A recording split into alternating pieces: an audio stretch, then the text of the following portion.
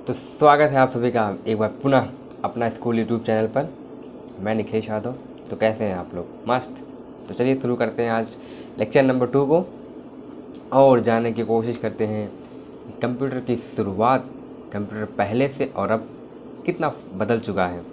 पहले आज जो कंप्यूटर को हम जिस रूप में देख रहे हैं, कंप्यूटर पहले भी वैसे था। इतिहास को समझते हैं, हिस्ट्री को समझते हैं। तो बेसिकली इस वीडियो में हम डिस्कशन करेंगे कि डेफिनेशन ऑफ कंप्यूटर क्या है, कंप्यूटर के हिस्ट्री क्या रही और कंप्यूटर के जनरेशंस क्या है। तो let's start. Definition of computer. Basically हम लोग सुनते आए हैं कंप्यूटर एक इलेक्ट्रॉनिक मशीन है। बिल्कुल सही, कंप्यूटर एक इलेक्ट्रॉनिक मशीन ही है। पर थोड़ा सा अगर इसमें ऐड करने की कोशिश करें तो कंप्यूटर एक प्रोग्रामेबल मशीन है। इसका मतलब ये हुआ कि जैसे हमारे पास कंप्यूटर जो भी प्रॉब्लम सॉल्व करता है वो उससे पहले से एक इंस्ट्रक्शन डिसाइड रहता है, उसमें एक प्रोग्राम किए रहते हैं। और जो प्रोग्राम किए रहते हैं, अगर हमें कैलकुलेशन करना है तो फिर हम उसमें जो भी इनपुट दे रहे हैं फिर वो प्रोसेस हो रहा है, बदले में हमें आउटपुट मिल रहा है। तो ये प्रोग्राम है कि किस प्रकार से कैलकुलेशन करना है, राइट। और इसके बाद फिर कह सकते हैं कि एक कंप्यूटर मतलब एक ऐसा डिवाइस है जिसमें हम डेटा को देते हैं।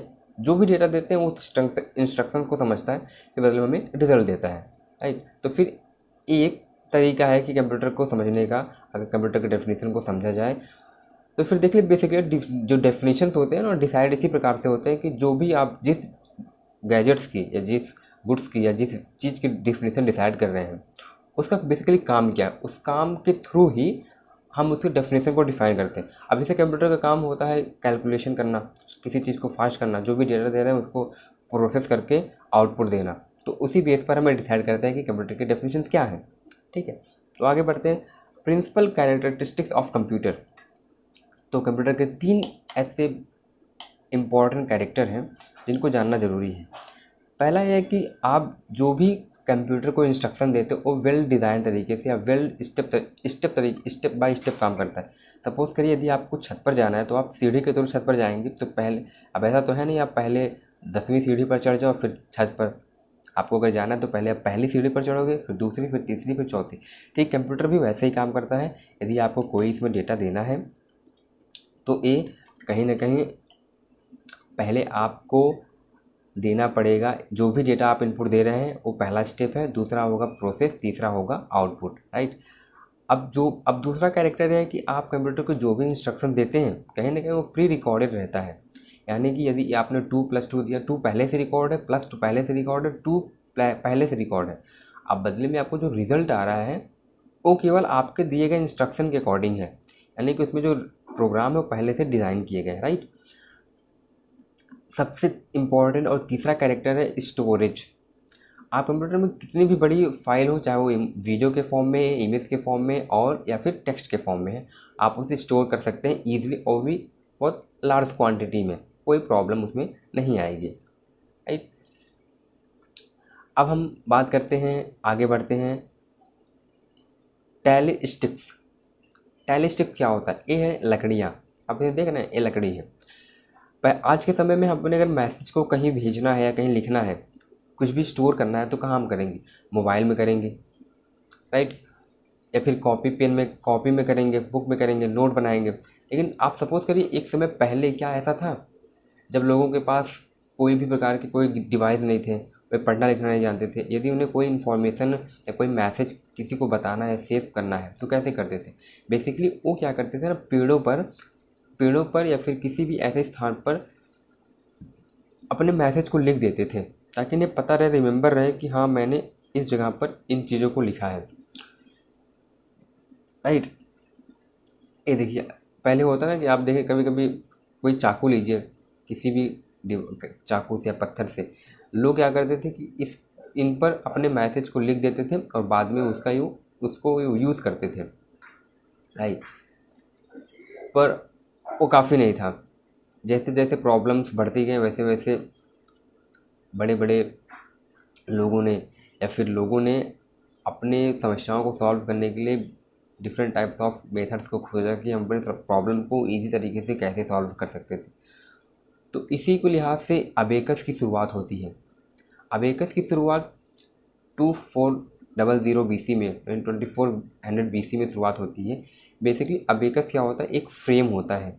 जैसे खिड़की का फ्रेम देखें हम लोग, उसमें जाली लगा रहता है, फिर उसमें रॉड लगे रहते हैं। ठीक, अभी अबेकस भी एक फ्रेम था, इसमें रॉड लगे रहते थे और उसमें कुछ सर्कल्स लगे रहते थे। और इसमें क्या होता था कि इस सर्कल्स में ये सारी चीज़, ये जितने भी सर्कल्स आप देख रहे हैं, ये कैलकुलेशन करने में बेसिक अर्थमेटिक प्रॉब्लम्स को सॉल्व किया जाता था। जैसे अगर नंबर्स कोई भी हमें कुछ भी काउंट करना है, तो जो सर्कल्स आप देख रहे हैं ना, इसमें सर्कल्स लगे हैं, तो बेसिकली इन सर्कल्स को काउंट करके बेसिक अर्थमेटिक प्रॉब्लम को सॉल्व कर लिया जाता था। बेसिकली अबेकस का काम यही था। फिर थोड़ी सी प्रॉब्लम जैसे बढ़ती गई, वैसे जॉन नेपियर ने पहली बार नेपियर बोन्स को 1614 में इसको खोजा, इन्वेंट किया गया। अबेकस में क्या था कि केवल बेसिक अर्थमेटिक प्रॉब्लम्स को सॉल्व कर सकते थे, लेकिन बोन्स में ऐसा था कि आप बेसिक अर्थमेटिक मतलब कैलकुलेशन और सब्सट्रैक्शन के अलावा आप multiply, divide, square root, cube root को भी सॉल्व कर सकते थे। अब आप इस डिवाइस को देखिए, इसमें क्या है कि ये एक बॉक्स बने हैं, बॉक्स में वो सारे फार्मूला लगे रहते थे। जो भी आपको सोल्यूशन चाहिए, आप उसके अकॉर्डिंग इस फार्मूला का यूज़ करके इस बहुत आसानी से समझ सकते थे कि इसका सोल्यूशन क्या होगा। तो अब इसमें भी प्रॉब्लम थी। इसमें सारी चीज़ों को बड़े बड़े फार्मूला को आपको आना चाहिए, चलाना आना चाहिए, तभी आप उस प्रॉब्लम को सॉल्व कर सकते थे बोन में। लेकिन स्लाइड रूल का जब 1622 में इन्वेंट किया गया विलियम के द्वारा, अब इसमें ये थोड़ी सी और इजी हो गई। अब इसमें मल्टीप्लिकेशन, डिवीज़न, रूट, ट्रिग्नोमेट्री जैसे बड़ी प्रॉब्लम्स को सॉल्व कर सकते थे।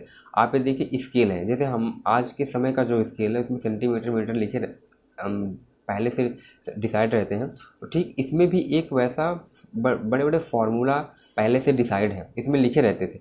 इस फार्मूला का यूज़ करके आप बेसिकली जो भी अपने प्रॉब्लम्स को दे रहे हैं ना, उसे आसानी से समझा जा सकता था इस स्केल के थ्रू। तो स्लाइड रूल यही था बेसिकली। प्रॉब्लम्स बढ़ती गई लगातार, तो फिर पास्कलाइन की शुरुआत हुई 1642 में। 1642 में इस पास्कलाइन की शुरुआत हुई। एक बॉक्स है, बॉक्स में क्या था, पहली बार इसमें एक राउंड चक्के का इस्तेमाल, पहिए का इस्तेमाल किया गया। जैसे वो पुराने ज़माने में टेलीफोन आते थे ना, उसमें आपको नंबर डायल करना है तो फिर ऐसे घुमाया जाता था। ठीक ऐसे भी इसमें नंबर्स हैं। यहाँ पर आप देख रहे हैं ये नंबर हैं और ये गोले हैं जिसमें नंबर लिखे, और ये एक स्पेसिफिक नंबर है जिसको आपने जो घुमा कर लिखा, इसमें नंबर आएंगे। और ऐसे ऐसे सारे नंबर को आप इसमें घुमा दीजिए, लिख दीजिए, और लास्ट में आपको यहाँ पर रिजल्ट आ जाता था। ये था।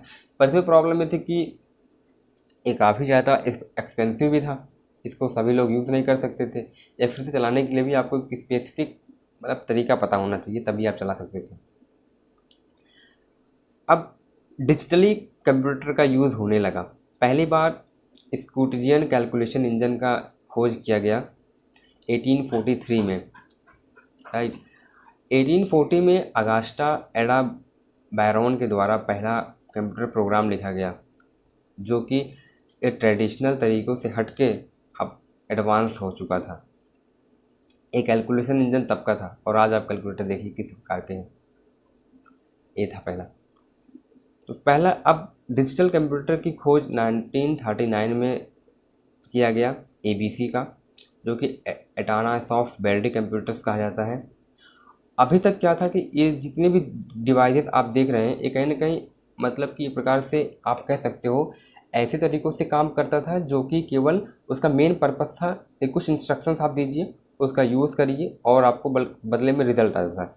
लेकिन अभी अब ENIAC और यूनिवैक फर्स्ट जो यूज़ ABC कंप्यूटर आया था, ये पूरी तरह से इलेक्ट्रिक पर काम करने वाला कंप्यूटर था, जिसमें से आप प्रोग्राम कर दो, फिर आप जो आपके जो डाउट्स हैं, जो कैलकुलेशन है, उनको दो। प्रोसेस में थोड़ा सा टाइम कम लगेगा, रिजल्ट फास्ट आ जाएगा। ENIAC कंप्यूटर का उसका एक रूप है, और यूनिवैक फर्स्ट। ENIAC बेसिकली 1946 में डेवलप किया गया था जॉन प्रेसर और जॉन W मॉकल के द्वारा। जॉन प्रेसर और जॉन मॉकल के द्वारा 1949 में उनकी एक कंपनी थी जिन्होंने ऑसबॉर्न फर्स्ट को डेवलप किया गया 1981 में। बेसिकली ये कंप्यूटर जो है ये केवल कमर्शियल यूज़ के लिए था, नॉर्मल लोगों के लिए इसका यूज़ नहीं था। तो वेट करिए, अब तक हमने सीखा जी पहले कंप्यूटर का किस फॉर्म में या कैलकुलेट जो कंप्यूटर को खोजा गया वो बेसिकली कैलकुलेशन प्रॉब्लम की वजह से ही, उसको सॉल्व करने की वजह से कंप्यूटर की खोज हुई, केवल कैलकुलेशन का मेन पर्पज़ था। लेकिन जनरेशन्स, अब हम बात करते हैं जनरेशन, जैसे आज हम इंसान एक वेल डिज़ाइन तरीके में है ना, पहले कहा जाता था कि हम आदि मानव थे, हमारा रूप बंदर के टाइप का था और आज हम एक स्टैंडर्ड फॉर्म में, ठीक वैसे भी कंप्यूटर का भी, ये देखिए आप इस फिगर में देखिए, कंप्यूटर पहले इतने बड़े बड़े होते थे, लग रहा है कोई सुपर कंप्यूटर है, पर नहीं जी, ये इससे भी कमज़ोर था ये। तो कंप्यूटर का फॉर्म कैसे चेंज हुआ, इसको समझने की कोशिश करते हैं। बहुत इंटरेस्टिंग टॉपिक है।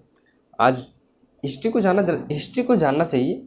हम जिस भी चीज़ को देखते हैं इतना ईजिली कि हमारे पास एक लैपटॉप है, मोबाइल है, नोटबुक है, पर थोड़ा सा समझने की कोशिश करें कि आखिर आज जो रूप है वो पहले कैसा था। ज़रूरी है, क्योंकि आज आप यदि लैपटॉप को देख रहे हो तो आने वाले समय में मे भी कुछ और भी हो सकते थे, जैसे हॉलीवुड मूवीज़ में दिखाए जाते हैं ना कि आप ऐसे देखो सामने स्क्रीन खुल जा रहे हैं, वैसा भी हो सकता है। तो टेक्नोलॉजी को जज कर पाना तभी पॉसिबल है जब हम उसको समझने की कोशिश करें कि हिस्ट्री में किन चीज़ों का कैसे यूज़ किया गया था। तो जो कहा जाता है कंप्यूटर का फर्स्ट जनरेशन की शुरुआत 1946 से हुई थी, और अभी जो जनरेशन चल रहा है वो 5वां जनरेशन है करंट 21st सेंचुरी में। तो पहले जनरेशन की शुरुआत होती है 1945 टू 1955। इस जनरेशन में यूज़ किया गया वैक्यूम ट्यूब टेक्नोलॉजी का। ये जो कांच में आप देख रहे हैं ना, यही है वैक्यूम ट्यूब, जिसमें जो भी प्रॉब्लम होते थे इसमें वो सारे सिस्टम को इंस्टॉल किया जाता था और फिर जाकर इसको बड़े बड़े वैक्यूम ट्यूब लगाने पड़ते थे। ऐसे कई सारे वैक्यूम ट्यूब इस फोटो में आप देख सकते थे, इसमें लगे हैं, और डिफरेंट जो भी प्रॉब्लम्स हैं उन प्रॉब्लम्स को आसानी से सॉल्व किया जाता था। पर याद रहे, ये पहली जनरेशन से जिसमें वैक्यूम ट्यूब का यूज़ किया गया था, पर इसमें बहुत सारी प्रॉब्लम थी। हाँ, पहले जो अब तक जो टेक्नोलॉजी थी, अब तक जो प्रॉब्लम थे वो बड़े बड़े हो चुके थे। तो लोगों ने वैक्यूम ट्यूब टेक्नोलॉजी पर जब इसको इन्वेंट किया तो केवल आप समझो केवल मशीन लैंग्वेज को ही इसमें समझा जा सकता था। नॉर्मल लोग इस लैंग्वेज को समझ नहीं सकते थे। ऐसे आज हमारे पास जो पीसी है उसमें कंप्यूटर्स के आइकन है, उसमें वीडियोस के फॉर्म में, टेक्स्ट के फॉर्म में है, पर इसमें ऐसा बिल्कुल नहीं था, वो कंप्यूटर के फॉर्म में ही समझना पड़ता था। यानी कि आप इसको चलाने के लिए भी आपको एडवांस मैथमेटिक्स आना ज़रूरी था, कंप्यूटर की प्रोग्राम को समझना ज़रूरी था, कोई इसमें आइकन वगैरह नहीं थे। प्रॉब्लम इसमें बहुत सारी थी, ये बहुत ही बड़े थे, केवल कमर्शियल पर्पज़ के लिए यूज़ होते थे, बहुत कॉस्टली थे। इसको चलाने के लिए बड़े बड़े मतलब कि ठंडे स्थानों पर इसे लगाना पड़ता था, एसी की रिक्वायर्ड थे। कहीं एक जगह से दूसरे जगह ले जाना तो बहुत ही मुश्किल था, बहुत ही महंगा था। इनपुट आउटपुट डिवाइस बहुत ही स्लो थे, प्रोसेस बहुत ही स्लो था। इसमें जो डेवलप किए गए कंप्यूटर थे वो थे ENIAC, EDIVAC, UNIVAC, IBM 701, IBM 650। फिर जैसे जैसे प्रॉब्लम सॉल्व बढ़ती गई, सेकंड जनरेशन की शुरुआत होती है, जो कि 1959 टू 1965 के बीच का गया था। इस टेक्नोलॉजी में यूज़ हुआ पहली बार ट्रांजिस्टर का। जी बिल्कुल, ट्रांजिस्टर का यूज़ जैसे ही हुआ, आप देखिए पहले वैक्यूम ट्यूब इतने बड़े हैं लेकिन ट्रांजिस्टर इतने छोटे छोटे हैं, तो फिर पहले की अपेक्षा ये थोड़ा सा छोटा हुआ। एसी की रिक्वायर्ड इसमें पहले भी थी, थोड़ा सा फास्ट हुआ पहले जनरेशन कंप्यूटर में, कॉस्ट भी थोड़ा सा कम हुआ, थोड़ा सा रिलायबल हुआ, मतलब पहले जनरेशन की अपेक्षा में थोड़ी सी फास्टनेस इसमें आई। इस जनरेशन में जो कंप्यूटर बनाए गए उसमें IBM 61620, IBM 7094, CDC 1604, CDC 3600, ENIAC 1108 की ये जो कंप्यूटर थे जो इसमें सेकेंड जनरेशन में इनका यूज़ हुआ। तो फिर बढ़ते हैं थर्ड जनरेशन ऑफ कंप्यूटर्स में। थर्ड जनरेशन बेसिकली अब यहाँ से कंप्यूटर का फॉर्म एक जो छोटे रूप में चाहिए थे ना वो हो चुका था।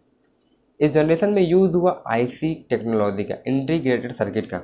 आप इसमें देखिए एक प्रॉब्लम को सॉल्व करने के लिए जो ट्रांजिस्टर लगते थे वो इतने इतने लगते थे, लेकिन इस IC का यूज़ जैसे हुआ, वो एक प्लेट है, उस प्लेट में सारे IC को इंस्टॉल कर दिया जाता था जो भी प्रॉब्लम्स को सॉल्व करना था। छोटे छोटे ICs को इंस्टॉल करके इन सिस्टम में लगा दिया जाता था। अब इससे हुआ क्या, सबसे बड़ी प्रॉब्लम जो सॉल्व थी हो गई वो है कि सर स्मॉल साइज में आ गया, स्मॉल साइज में आ गया, फास्ट हो गया, दोनों जनरेशन के कंपैरिजन में फास्ट हो गया। अब इसमें बहुत ज़्यादा इलेक्ट्रिसिटी की कंजप्शन जो थी वो भी कम थी, राइट, कॉस्ट भी कम हो गया, इसमें स्मॉल साइज हो गया, ठीक। और इसके बाद इससे एसी की ज़रूरत उतनी नहीं थी, फिर भी थोड़ी सी ज़रूरत थी। और ये मशीन लैंग्वेज से अब हाई लेवल लैंग्वेज, मतलब थोड़ा इंसानों के समझ में भी लैंग्वेज आ चुका था। अब इस जनरेशन में जो कंप्यूटर थे वो IBM 360 series, Honeywell 6000 series, PDP personal data processor, IBM 370 और TDC 316 का यूज़ किया गया।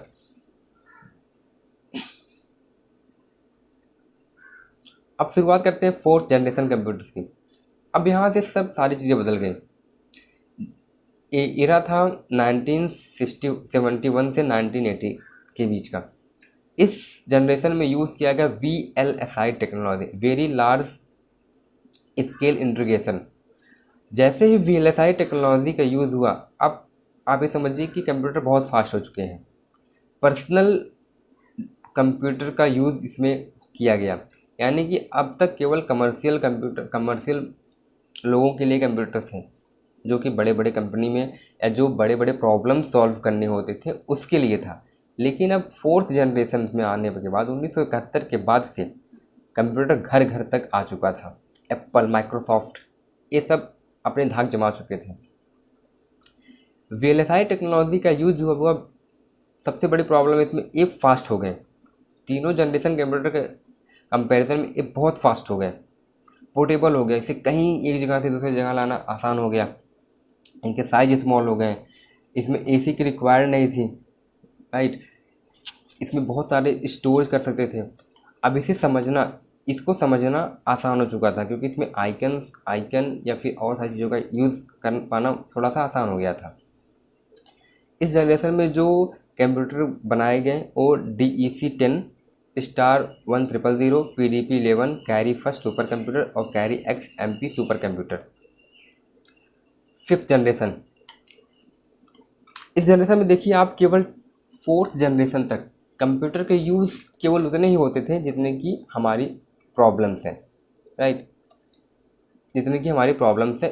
फोर्थ जनरेशन से कह सकते हो आप नेटवर्क पर काम होना शुरू हो गया था, इंटरनेट फोर्थ जनरेशन तक आ चुके थे। सब सारे कंप्यूटर में जो भी हमारी क्वेरीज होती थी वो इंटरनेट के थ्रू सॉल्व हो सकती थी।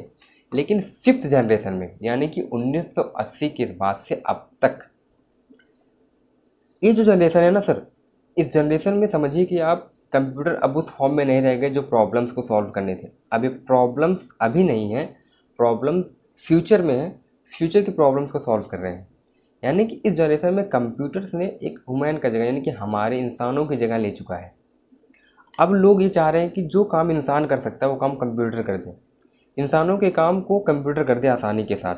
हमारे जो रियल लाइफ की प्रॉब्लम है, हमारी प्रॉब्लम है जो हम सॉल्व नहीं करते, हमारे पास टाइम नहीं है, हमारे पास टाइम कम होने की वजह से कहीं ना कहीं हम उसे इफ़ेक्टिव यूज़ नहीं कर सकते अपने टाइम को, हम और एडवांस काम करना चाहते हैं। तो फिफ्थ जनरेशन में उसी प्रॉब्लम को सॉल्व किया जा रहा है। यानी कि एक जनरेशन पूरी तरह से कह सकते हो आप तो AI का जनरेशन है, आर्टिफिशियल इंटेलिजेंस इसमें आ चुके हैं सर। रोबोटिक्स का यूज़ होने लगा, नेचुरल नेटवर्क्स का यूज़ होने लगा, गेम बड़े बड़े सिस्टम का यूज़ करके इसमें गेम प्ले किए जा रहे हैं। Desktop, laptop, notebook, ultrabook, Chrome book का यूज़ किया जा रहा है। आर्टिफिशियल इंटेलिजेंस आ चुके हैं। अब एक काम बेसिकली फिफ्थ जनरेशन में ULSI टेक्नोलॉजी पर काम है। पहले इसमें क्या था, वेरी लार्ज, पर अब ultra large scale integration technology का यूज़ किया जा रहा है इस जनरेशन में। आर्टिफिशियल इंटेलिजेंस का काम क्या है, देखिए, यदि आज आपको केवल इंस्ट्रक्शन देने हैं, लाइक कि आपको कॉफ़ी बनाना है, आपके घर के AC, fridge, TV automatic on हो जाए, ऑफ हो जाए, आप ड्राइवरलेस कार आ गए हैं, ये सब आर्टिफिशियल इंटेलिजेंस का काम है। आज देखिए, यदि आप आज कोई भी ब्राउज सर्फ करते हैं, आप कुछ भी प्रोडक्ट फ्लिपकार्ट या अमेज़ॉन पर सर्च करते हैं, अब बार बार अब क्या होगा, अब आप फ्री हो जाइए, आप यूट्यूब पर कुछ भी वीडियोस देखिए, फेसबुक पर, सोशल मीडिया पर कुछ भी पोस्ट देखिए, अब आपको उसी से रिलेटेड आपको एडवर्टीजमेंट दिखेंगे। इसका मतलब क्या हुआ, कि आर्टिफिशियल इंटेलिजेंस जान रहा है कि आप चाहते क्या हैं, कि आपका एक इंसान का अगला एक्शन क्या होगा।